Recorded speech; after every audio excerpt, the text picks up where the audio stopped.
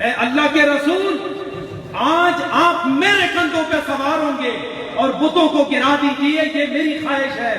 لیکن اللہ کے رسول نے فرمایا یا علی انک لن تستطیع حمل ثقل النبوۃ، اے علی تیرا مقام بہت ہی بڑا ہے، لیکن یاد رکھ تو نبوت کا بوجھ نہیں اٹھا سکتا۔ تیرا مقام، تیری فضیلت، تیرا علو مرتبت یہی ہے کہ کندھے نبی پہ ہو اور تو سوار ہو کے ہر بت کو نیچے گرا دے۔ حضرات گرامی، پھر زمانے نے دیکھا کہ حضرت علی محمد عربی کے کندھوں پہ سوار ہوئے اور ایک ایک بت کو وہاں نیچے گرا دیا۔ حضرات یہاں میں آپ کو ایک دعوت فکر دینا چاہتا ہوں۔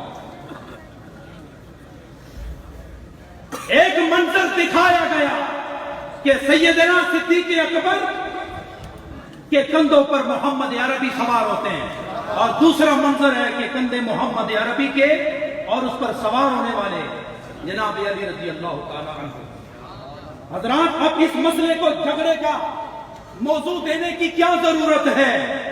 ارے سیدنا صدیق اکبر کو دیکھو کہ ان کے کندھوں پر محمد عربی سوار ہیں، تو یہ حضرت سیدنا صدیق اکبر کا مقام ہے، اور دوسری طرف محمد عربی کے کندھوں پر حضرت علی سوار ہیں، تو یہ علی کا مقام ہے۔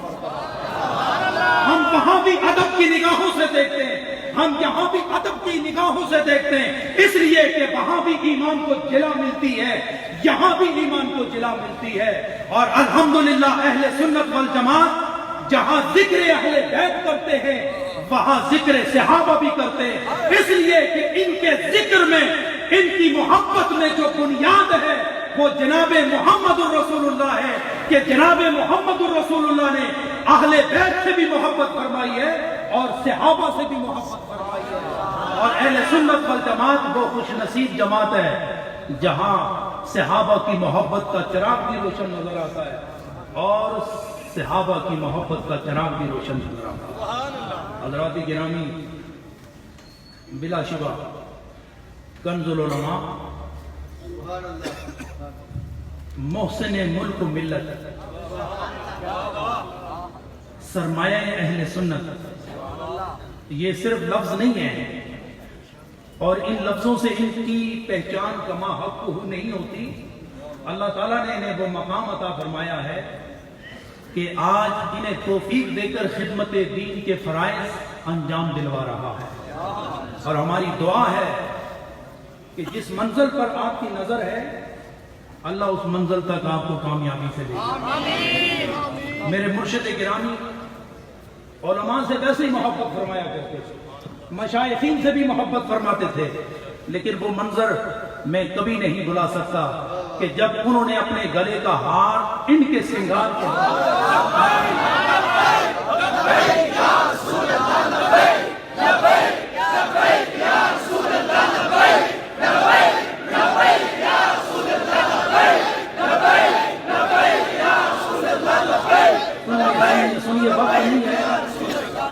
آج انہیں دیکھ کر مجھے حضرت امام شافعی کا ایک رنگ نظر آتا ہے۔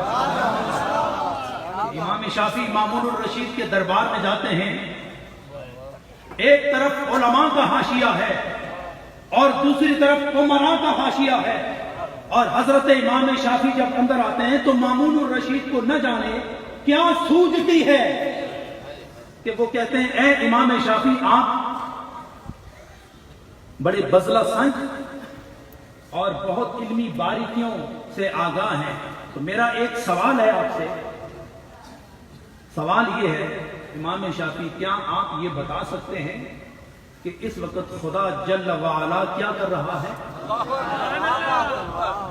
سوال کرنے والا وقت کا بادشاہ ہے، لیکن اسے یہ نہیں معلوم کہ تمہاری بادشاہی تو زمینوں پر ہے، لیکن جس سے سوال کر رہا ہے اس کی نگاہ میں عرش و فرش اور تخت و بخت بیک وقت روشن نظر آتا ہے۔ تو حضرت امام شافعی نے جب یہ سوال سنا تو آپ ذرا نہیں گھبرائے کہ یہ وقت کا بادشاہ و حکمران ہے۔ آپ اس بات پر گھبرائے نہیں، بلکہ آپ نے ارشاد فرمایا بادشاہ سلامت، تم نے سوال کیا ہے نا، مجھ سے کیا ہے؟ ہاں ہاں آپ سے کیا ہے۔ تو فرمایا اس سوال سے تیری حیثیت بدل گئی ہے. یہ بات معمولی نہیں، آپ توجہ فرمائیں. اس سوال نے تیری حیثیت کو بدل دیا ہے. اب تو سائل ہو گیا اور میں مسئول ہو گیا. تو سوال کرنے والا بن گیا اور میں جواب دینے والا بن گیا. تو اگر تجھے تیرے سوال کا جواب چاہیے نا تو تمہیں میری جگہ پر آنا ہوگا، میں تیری جگہ پر جاؤں گا، پھر میں تیرے سوال کا جواب دوں گا. علماء وہاں موجود ہیں، عمراء وہاں موجود ہیں، بڑے بڑے علمی فنکار وہاں پر موجود ہیں. حیرت میں ڈوب گئے کہ بادشاہ نے سوال کیسا کر دیا اور امام شافعی نے اسے کس مخمصے میں ڈال دیا. تو چاروں ناچار جواب پانے کے لیے مامون الرشید کو اپنا تخت چھوڑنا پڑا اور وہاں آ کے کھڑا ہو گیا جہاں کون کھڑا تھا؟ جہاں امام شافعی کھڑے تھے وہاں کھڑے ہو گئے اور حضرت امام شافعی جا کے تخت سلطنت پر بیٹھے. مامون الرشید نیچے، وقت کا بادشاہ نیچے، اور تینوں دنیا کے علم سے منور اور دلوں کی سرزمین پر حکمرانی کرنے والے امام شافعی تخت پر جلوہ گر ہو گئے. تو آپ نے بادشاہ کو مخاطب کر کے فرمایا ہاں اب تو سوال کر، جواب امام شافعی دے. تو اس نے سوال دہرایا، یہ بتائیں کہ اس وقت خدا کیا کر رہا ہے؟ تو امام شافعی فرمانے لگے اس وقت خدا بادشاہ کو تخت سے اٹھا کر امام شافعی کی جگہ پر کھڑا کر رہا ہے اور امام شافعی کو وہاں سے اٹھا کر تخت نشین کر رہا ہے. اور آپ نے ارشاد فرمایا یاد رکھو تخت و بخت کے فیصلے بندوں کے ہاتھ میں نہیں ہوتے، رب ذوالجلال کے ہاتھ میں ہوتے. اور وہاں آپ نے ایک تاریخی جملہ ارشاد فرمایا، میں بتاتا ہوں کہ یہ جملہ، یہ تاریخ میں نے کیوں بیان کی. آپ نے ارشاد فرمایا علماء کو حکمران وقت کے جنبش لب کا منتظر نہیں رہنا چاہیے. علماء کو، علماء حق کو وقت کے بادشاہوں کے جنبش لب کا منتظر نہیں کر رہنا چاہیے کہ ابھی بادشاہ سلامت کیا کہیں گے اور ہم اس کو عملی جامہ پہنانے کے لیے تیار ہو جائیں. علماء جو علماء حق ہوتے ہیں ان کی رہنمائی براہ راست خدا نبی کے وسیلے سے کر رہا ہے. اور الحمدللہ میں بڑے فخر سے یہ بات کہتا ہوں کہ ڈاکٹر آصف اشرف جلالی اور میرے شیخ فرماتے ہیں یہ صرف جلالی نہیں، یہ جمالی بھی ہیں.